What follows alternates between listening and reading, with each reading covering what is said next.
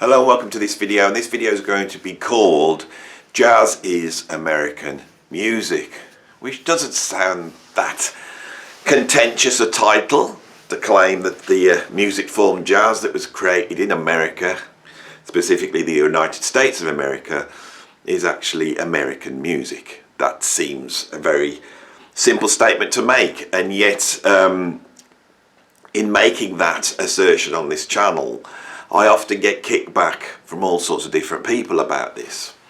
On this video, I really want to get into the idea of a movement that's happening at the moment where certain jazz musicians are claiming that the word jazz should be got rid of. We shouldn't have that name, and it needs to be called Black American music, which has been shortened to the word BAM, which I will now use throughout this video. This is an idea that comes from a New Orleans musician called Nicholas Payton. He has a WordPress account, and you can see him sort of lay out this philosophy of BAM. A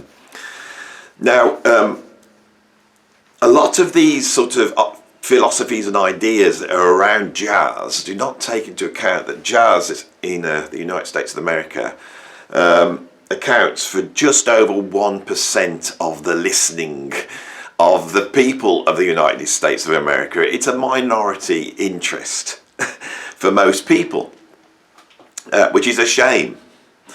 And so you could place the blame for that on the fact that the word jazz, which was used to originally identify commercially a certain style of music that had emerged in America, and of course it had been identified by the music industry, which was then predominantly a white sort of elite.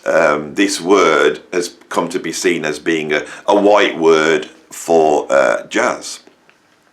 Now that seems quite logical. You know, this could well be the fact that jazz, the word jazz now, is just so full of a certain idea and meaning. It's too limiting, and it means that the commercial appeal of jazz is being reduced by the very term itself. And I think there is some there's a good argument to be had. But the claim being made here is that jazz is a black music form, a black American music form. Now, doing this channel as I have done for so many years now, I am researching more and more into the history of jazz, just because I'm talking about so many various artists. And for me, and this is not a racial claim or a racial statement, and I'm very aware that I am a white, middle-aged British person commenting on this. All right, and there are some out there that would say that I should not have an opinion on this. Now, from my point of view, my life was completely changed by jazz. Right, when I heard it, you know, from my dad as a very young boy, it changed my life, and jazz has changed my life and created the course of my life. And it's very interesting that this channel that started off discussing prog rock and classic rock has moved towards now really discussing jazz a lot. So I'm very aware that my viewpoint is not an American viewpoint. It is not a black viewpoint. It is my viewpoint, right? But the thing with this is, you could deny my viewpoint, but then if you were to do that, you are saying that certain viewpoints have a hierarchy based upon identity. And there are those out there that believe that that is the case. But I would argue, you know, from my perspective here, here in England, listening to jazz, that this music's reached out to me. Sorry about my voice as I start to talk. I realise I'm pretty croaky. I'm full of a cold at the moment, so I'm not feeling great. But I was sat there thinking about this stuff, and I thought, let's get in here while it's fresh in my mind. So I was trying to struggle on with this croaky voice, which I think sounds pretty cool, actually. Anyway, where was I? So I think my perspective exposes the idea that jazz does have this inclusive reach. That it's not just a colloquial music form of the United States of America. It has reached out, and it's reached out through, decades. Reaching out to people like Django Reinhardt, and reaching out to people like Joe Zawinul, and pulling them into the orbit of jazz. And so I think, when somebody turns around and says, well, this is a black American music form, I'm like, yeah, well, it could well be, but it's an inclusive form, isn't it? It's inclusive. It opens its arms to everybody. And I think this is what Nicholas Payton is arguing, is that he's not trying to exclude people from it. He just thinks it should be called black. Well, fair enough. So on what basis is it called black? So you start to go and look at the history. And the history, for me, does not bear this out. Now, this sort of conservatism in jazz, this sort of protection, territorial protection of jazz as a music form, for me, outside, seemed to have its roots in the whole Young Lions thing in the 1980s. Wynton Marsalis and all that group of people saying, let's shut the door to new jazz. We've got to play this old jazz. Let's respect the history and all that sort of thing. When you go back to the videos where I'm exploring this idea on this channel, you can see that I've pointed out Wynton as sort of being the sort of ringleader of this. And because of this, I have been reading more and more interviews with Wynton. I've been reading interviews with Branford Marsalis. And Jason Marsalis has actually contacted the channel, and he has done an interview on here. So, as time has gone on, I have started to see that Wynton's journey through this is he has actually come up with a concept of what jazz is, which for me is extremely powerful. Wynton is possibly the most important jazz musician of the last 40 years. Musically, as an improviser, he is one of the greatest trumpet improvisers of all time. He has produced incredible work, and he has really influenced the course of jazz. And I think he has been on a journey through that, where his ideas now of what jazz is seem to me to be the most accurate, the most truthful, and the most aware of the actual history. Okay? So if you saw the thumbnail, I've got a quote from Wynton, but I've got an interview here, and I want to read some of this interview with Wynton out, and then have a chat about it, because I think it's extremely profound. And I can't believe that, this channel and my journey on this, because when you watch the videos, it's a journey, it's a discussion, right? This is what's going on. Is that I am now arriving at a point that the jazz musician I seem to have the most sort of respect and harmonious view with is Wynton Marsalis. This guy is on it. Right, so I'm going to read an interview with him. This has appeared at the website anscape.com. There'll be a link in the description below if you want to read the whole interview. I'm just going to read a little bit of it. So Wynton says, first off, the amalgam of elements in Afro-American music and in jazz come from different forms of European music, like the march form and the combination of fiddle style or a European parlor piano style, which then combined with the arpeggiated sound of a banjo and syncopation and then becomes ragtime. So he's really stating what I'm stating, that the elements in jazz are European, right? And there's a huge ton of European elements, but they're not the only elements, right? Then he says the fact that the slaves could play drums in New Orleans in Congo Square when they weren't permitted to in other parts of the South allow the drums to become the centerpiece of this style, right? The drums are the centerpiece of jazz. I play the drums, right? I've studied the history of jazz, and the drum kits or drum set, as somebody said I must say, call it the other day. The drum set really originates with a black American jazz musicians pre-Buddy Bolden called D.D. Chandler that fashioned a rudimentary bass drum pedal, then enabling to create a set of drums, right? And those become the centerpiece of what jazz is. This is really important. I'm going to come back to it in a bit. So what Wynton's saying here is that the drums are the centerpiece, and that does have its roots in Afro-Americans making music from Congo Square.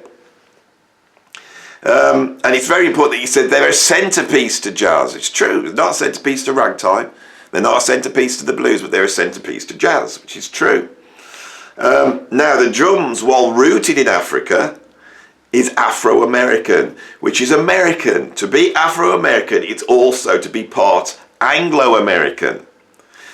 That is at the root of many of the problems related to race in America. It's hard for us to come to grips with that notion.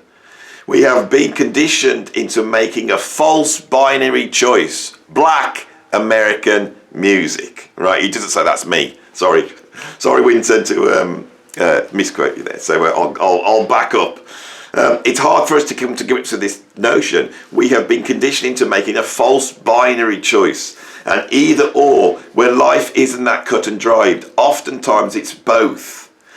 And it's hard for us to reconcile that both when we are used to having to choose sides.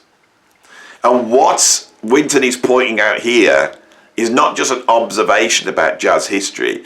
It's the fact that this is embodied into the creation of jazz. Jazz was created as an amalgamation of all sorts of things that existed in America, in the United States of America. It embodied ideals that were set in the Constitution of America, but also the culture of America at that time then forbid that Constitution being applied to certain groups, i.e., Black American people. And jazz finds a way to reconcile that. And in denying that, right, in looking now at jazz through the lens of identity politics and denying that, because of course identity politics never has been about the truth. Right? Identity politics is a political thing. It's about, reevaluating the truth through the lens of identity. It says, here's identity, this is the thing. So we have black people, and as soon as you say the word black, it puts a frame. There we have it. There's the identity. Not poor people. There's not poor people. Not privileged people. Not people with family connections. Right? Which is something that Wynton Marsalis was born with, and is something that Nicholas Payton was born with. Family connections. But that's not the group we're talking about.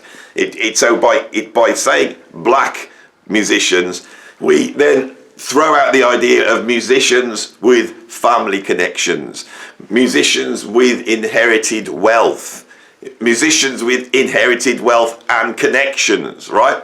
If you want to know what gives you access to the music industry, it's three things. Firstly, you have to have talent. You have to have a bucket loads of talent. I am not denying that anybody in the field of jazz or in the field of arts in general has not got extreme amounts of talent. Nicholas Payton has extreme amounts of talent, but that's not all you need. You need the family connections. What the family connections do is they give you, that you understand the structure of how this thing you're trying to get into works.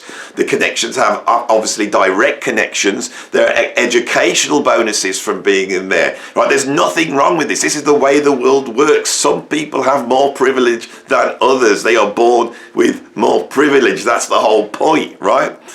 And when you look and make a list of some of the very important jazz musicians working on the scene today, and then start to look at their backstory. Of course, many of them come from jazz dynasties. They've got families that worked in jazz, that were jazz stars. This happens over and over again. It's going to be natural, right? It's nothing sinister I'm saying here, but family connections is a privilege, right? Also, if you want to go to jazz college and get a degree, especially in the United States of America, and then leave and be able to then go out and run a jazz group, because no jazz groups make any money. The only way of getting money is to have funding. If you're a jazz musician, usually a jazz fusion musician, and you're trying to get by on, your CD sales and your gigs, you are going to be living on the poverty line, right? Especially if you don't have some legacy back to the old days. Okay, and there's loads of musicians that aren't playing the right sort of jazz that do not get access to the funding. In America, the funding comes from the National Endowments of the Arts. That funding actually funds Winton. He receives over $1 million a year from that fund to run jazz at the Lincoln Center, right? Nicholas Payton has been championed by Terry Lynn Carrington, another incredibly talented drummer, one of my favourite drummers. But she herself has also received funding from the National Endowments of the Arts in 2020, despite being born into a jazz family and having, from a very young age, access and access and knowledge of this form of music. There's someone like me over here in the UK, some white, middle-aged musician that grew up, just south of, Birmingham, where the only real bands of any note was sort of classic rock and heavy metal bands, which is what I ended up working in, because that's where I come from, and the fact that I knew people that knew those musicians like Robert Plant and stuff like that, that was my privilege. That was me. And that's nothing. I'm saying there's nothing wrong with privilege. But as soon as you go, this identity group here, right, they have an essential lack of privilege. Doesn't matter who they are. They could be a multimillionaire, right? They could have been born into a family where they got access to all these connections and knowledge, and they're in the right place, and they're near the venues, and they've got funding behind them. Despite that, the fact that we put them in to this identity group means they're essentially, that means there's no such thing as essentialism. Right? Essentialism is a mad Platonic concept that sort of states that, I'm trying to find something I can pick up. Right, so if I pick this symbol up here, this symbol does have essentialist qualities. It's the material it's made out of, its shape and stuff like this. But it doesn't have any essential moral characteristics. This symbol doesn't have that. Right, it isn't less privileged or more privileged than anybody else. It doesn't have a monopoly on being right or on being moral. It's just a symbol, right? And that's the whole problem when of course, so many black Americans are underprivileged. So many black Americans face horrendous racism that is rooted in an awful history of slavery, of displaced people, and is the blight. It's the mark on American history, right? That is true. Okay, but the trouble is, and what Martin Luther King and the civil rights movement, they were going, look, we don't want to be, tarred with this. We don't want to be put in this group that you have put us in. We want access to everything else, everything like everybody else.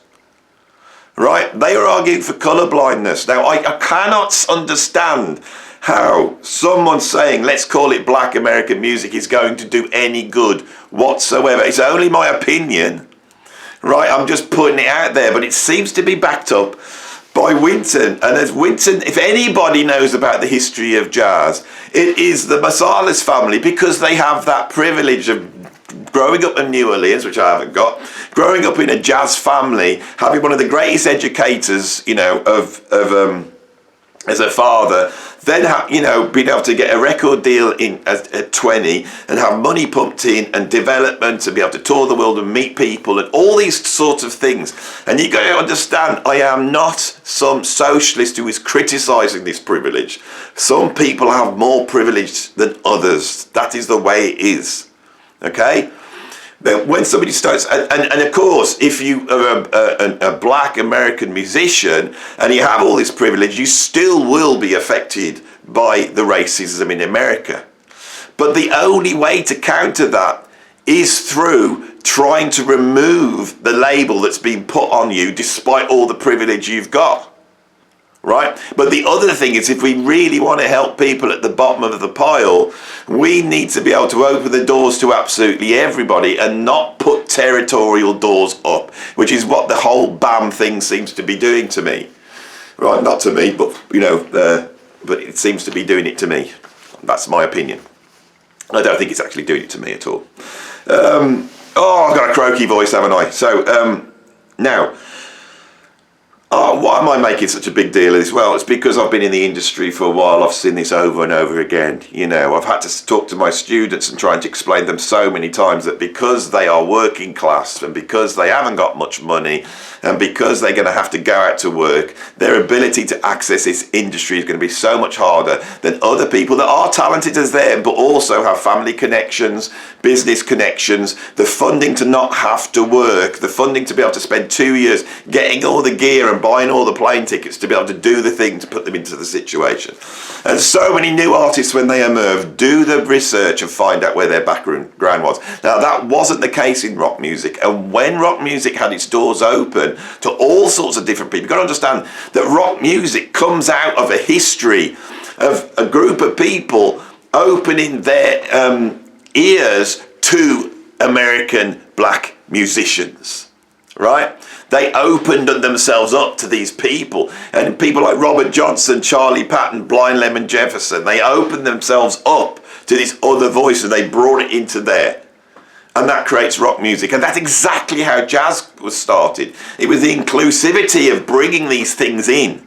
Right, that's the power of it. Now, why is jazz sound like the music of the elites? Which it does. Every time I put a new jazz, album on, I can't help but hear it, and it's got all the right notes and the right choices. It's so aesthetically safe, and everyone's doing the right things, and it's all really exciting because they're pulling through from all the correct genres. We've got a bit of hip hop here, we've got a bit of electronica here, a bit of Ornette Coleman here. It's got all the right things, is it? It never rocks the boat. You know why? Because it's been created by an elite. How do I know it's been created by an elite? Because how the hell do you end up in jazz college, right, unless you're part of the elite? So if we really want jazz to become dangerous again, we have to open it up to these other voices. And in opening up to these other voices, these voices will be unacceptable to the elite.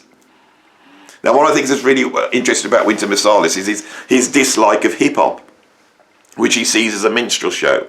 Now, that's based upon all the MF words and B words and all the awful things that rappers come and rap about, right? But I think with Wynton, he can't differentiate because he doesn't understand that music like he understands jazz, right? So although there's been a commercialisation of that viewpoint, and believe me, here in the UK, there's loads of little middle-class teenage boys that want to identify with someone boasting about being a gangster over in the US. That is a blight that scourges this country. But I understand the roots of where that comes from. I listened to Public Enemy and Ice-T and NWA and all those groups, and that was it was a cry of desperation almost. It was an assertion of power with the means at hand. That's a powerful thing, and it's, again, hip hop emerges in the same way jazz emerges. Is jazz a black American music? Yeah, I think it is. I cannot see, when I look at the influences of hip hop, where it comes from. I mean, of course, there's little bits here and there that we could say, well, that bit comes from European classical, because that's just musical stuff, right? But the beats and the grooves are all coming out of 20th century popular music, and 20th century popular music was created on the whole by black musicians that had come out of jazz, right? And you think, oh, what you're trying to say, Andy? It seems like you contradict yourself. No, because the nature of jazz that was created, this amalgam of all these people pulling in all these elements, and the fact that these elements weren't just African elements, they were all these elements, it creates a new form of music, and the new form of music is able to do new things. And because certain musicians, certain artists in the United States of America, that was the only way that they could express their genius. And because that genius is unfettered, and because it's outside a sort of like classical music where you've got a controlling narrative, jazz never had that. So the geniuses is produced are the highest geniuses of all time. Your Louis Armstrongs, your Sidney Bechet's, Jelly Roll Mortons, your Duke Ellingtons, your Count Basie's, Lester Youngs, Coleman Hawkins, your Fletcher Hendersons, you know, your Charlie Parkers, your Dizzy Gillespies, your Thelonious Monks, your Miles Davis, your John Coltrane, Sonny Rollins, your Ornette Coleman, your Archie Sheps, your Albert Ahlers, right? That is genius. It's utter genius. And those musicians, the things they did in creating a rhythm section, creating drums, creating bass, grooves, all that type of stuff being so great and people loving it so much, creates popular music. And hip hop grows out of those. And it grows out of the same thing that created jazz. D.D. Chandler, I told you I was going to come back to it. D.D. Chandler, when he fashioned that bass drum pedal, was doing the same thing as DJ Herc did, right? When he got two turntables and went back to back and started running, you know, a groove off a James Brown record or whatever over and over and over again. And then the guy that was at the party, sort of trying to keep the party going, started to speak based upon stuff that was coming out of, you know, black American music, like The Last Poets, Gil Scott-Heron. And then when you put all that together, this incredible art form is created. Absolutely incredible. It's the same thing, and that is, so if you think I just don't like the term black music, right? Now, hip-hop has reached out. No one is arguing to call hip-hop black music. Everyone sort of understands that. But with jazz, it is happening. Why is it happening? Because it is now the domain of the elites. It's a sophisticated music form. It's worthy of, you know, funding. It needs to be nurtured, and we need to nurture it because, you know, it's the product of really, you know, less privileged, you know, groups of people that have been treated terribly by this country, and we can make it better by throwing the money at them. So you over there that are already a huge success and you've got a ton of money yourself and all that, we will be able to fund you, and you won't have to feel guilty about it. Oh my God, I didn't expect to go this seriously into this. You know, I don't want to be saying these things because it seems so. People will think that I hate the musicians that are receiving that funding. I don't. I understand why they're getting that funding, but it has to be explained that funding has been prioritised based upon certain things, right? Identity, rather than just lack of privilege. If the National Endowment of the Arts, right, in America was just putting all its money into reaching out into communities and trying to develop and create a voice for people who cannot have a creative voice, and most importantly, listening to what they are saying, however unpalatable it is, right? People who, you know, want to express themselves through improvisation, want to express themselves through groove, which is pretty much what jazz is, but have no interest in what Charlie Parker did or John Coltrane did or Duke Ellington did. That they want to create something else within those. Okay? Now, for me, when I look at jazz history and you get past bebop and you start to look at what Coltrane was doing then, what Ornette Coleman doing, what free jazz musicians were doing, Cecil Taylor, all that stuff, the groundwork was laid 60 years ago for jazz to be able to open up and just accept these things in. But the elites, the people who control the money, the people who control the music colleges, that control the record labels and the websites and all that stuff, they're really pointing back to an old style of music, and they're saying, no, you've got to be able to play the chord changes, you've got to understand the composition form, blah, blah, blah, you know, and all that type of stuff. Now, I would have classed Wynton in that group, but reading these interviews, I think he is opening up to all sorts of different forms. He understands the inclusivity of jazz, and he understands the worth in bringing that in. Right, he's a 60-year-old guy. You know, he's not at the beginning of his career. He is not going to be a groundbreaker. He is now not the Harry Potter of jazz, which he was in the 1980s. Come to save jazz. He is now the Gandalf of jazz. I've scrubbed that. Who's the wizard in Harry Potter? He is the Dumbledore of jazz. Oh. He's the Gandalf of jazz as well. What I am in jazz, I don't know. In terms of Lord of the Ring, I would like to be the Snape of jazz. That's who I would like to be, but whether I am, I don't know. But I don't want to be the Dobby of jazz, so don't even put it in the comments. I won't like it. I'll just delete them. Anyway, I haven't finished with this, but I have spoken for 30 minutes, and I didn't want to speak any longer on this because my videos are turning into epics at the moment, and I think, who wants to sit through an hour of me talking all this rubbish? But I hope you enjoyed this little bit of rubbish, and I hope you realise that this is just talk, is to create a conversation. My opinion has changed in discussing it. I am here, right, championing Wynton Marsalis. He's a great artist, he's a great thinker, and a powerful voice of reason in this genre.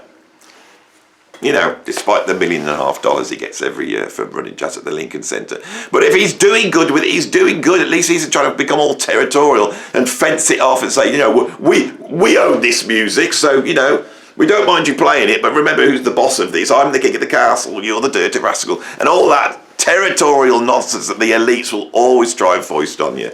And what is this elite? Yeah, I'm not talking about the whole Elon Musk elite or the, you know, the World Economic Forum elite. I'm talking about the elite that Adam Neely, in that video, when he asked whether, what was the name, Lofi was jazz, and I talked about it back then.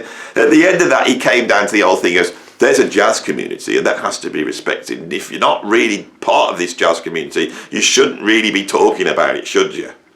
You know, respect the jazz community. Nicholas Payton is part of the jazz community. Terry Lynn Carrington's part of the jazz community. Adam Neely's at the bottom of it, but he's trying to use his YouTube fame just to claw in because he lives in New York and he walks around doing all the cool things. He's part of the jazz. And you guy aren't, you know, over Andy, over in the West Midlands, with his croaky voice, you know, and his prog rock background and all that sort of stuff. He shouldn't be talking about jazz. You don't understand, he hasn't lived it. You have to live jazz. Live what jazz? You know, living on the streets as a heroin addict in the 1940s. Nobody's doing that anymore. It's a bunch of privileged upper middle class people whose parents have funded them through, you know, jazz college, and then they can come out and do gigs to 10 people that are all their family members, and their parents are sat back and go, oh, aren't they so good? They're playing this lovely, you know, music which is so, you know, snobby and snotty and represents everything that we stand for. That's the problem with jazz, sorry. Needs a big kick up the arse. And Wynton's one of the people doing the kick up the arse. Anyone can do it. I ain't one of those identitarians that says, only the poor can do this, only the underprivileged can do this. No, that's not the point. Anybody can do this, but just let's get rid of all the barriers. Let's get rid of all the names. Let's not see jazz as a binary. It's either black or it's not. Let's just say it is what it is. It's the great American music, right? Bossa Nova is the great Brazilian music. It is from Brazil, isn't it? Is it from Brazil? I don't think it is. Where's Bossa Nova from? But anyway, whichever South American country it's from, that's where it's from. Nobody's looking into the sort of genetics and DNA of the people who made it. They're just saying it comes from that country. You know, here in the UK, we've got Morris dancing and all that stuff. You know, we've got all that here. You know, that's our music. Anybody can do that. So why don't we just call jazz American music and let it represent the greatness of what jazz is? And maybe, if you are American, if I'm going to really have a go at you now, you know, your country that doesn't really have a proper history and doesn't have a proper culture, really, you know, it's, you know, America is a nation without a real culture, but with the ability to put that non-culture on the rest of the world, which you've been doing for the past 100 years or so, right? So, but you do have a bit of culture. You know, you've got Hollywood films, blockbuster. You've got Hollywood. Of course, that is only designed. That's the mechanism that you use to inflict your non-culture on everybody else. But you do have jazz. It is your great art form. It is the things that will bring you all together. Jazz will bring you all together. So why make it not do that by calling it black American music? Right, I've done my thing now. I've had my say. If you like this video, like it. If you want to, you know, see more of this stuff, then subscribe, blah, blah, blah. If you want to support me, I have a Patreon down below. And if you don't want to support me on Patreon, but you still want to support me financially so I can, you know, make this channel bigger and better, you know, like the $6 million man, you know, I need $6 million basically. And I'm getting there because people are putting money into my PayPal. But if you want, you know, to be better and stronger than I was before, then please, you know, drop a little bit of money, and I do appreciate it. Love money. I love money, me. I love to be Winter Marsalis. I'd love to have that sort of money coming in every week. He doesn't have to worry, does he? He's all right. But he's a good bloke, and he's a great artist. And I chime with what he's saying, and I wanted to come out and say that. Good old Winton. Done. Finished. Next video.